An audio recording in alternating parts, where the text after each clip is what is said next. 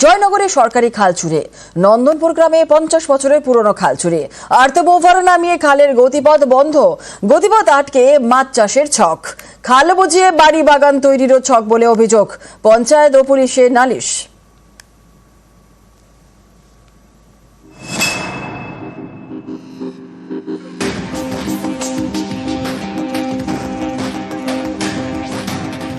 দক্ষিণ 24 পরগনার জয়নগরের হরিনারায়ণপুর গ্রাম পঞ্চায়েত। এখানে নন্দনপুর গ্রামের পাশ দিয়ে বয়ে গিয়েছে সেচ দপ্তরের খাল। 50 বছরেরও পুরনো এই খাল এলাকার সেচের কাজের বড় ভরসা। এমন একটি খালই চুরির অভিযোগ। দুদিক থেকে মাটি ফেলে খালের গতিপথ বন্ধ করে দেওয়া হয়েছে।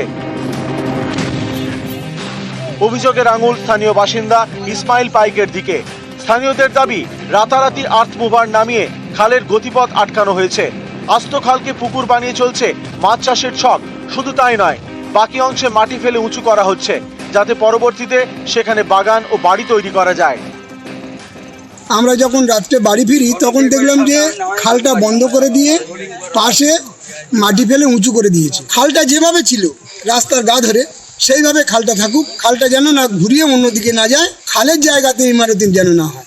আমরা চাইছি আমাদের দীর্ঘ 50 বছরের পুরনোর খাল যেমন ছিল সেই রকম থাকুক, কারণ এই খাল একমাত্র এখানে যত জায়গা আছে সেচ ব্যবস্থার এই একটাই মাত্র পথ, আর সেটাকেই এরা হরণ করে নিচ্ছে।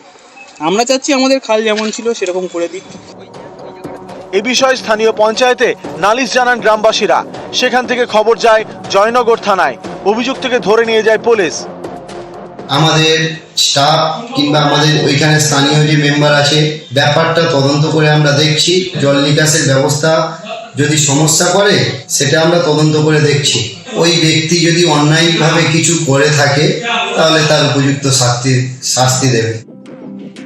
অর্পণ মণ্ডল, নিউজ 18 বাংলা।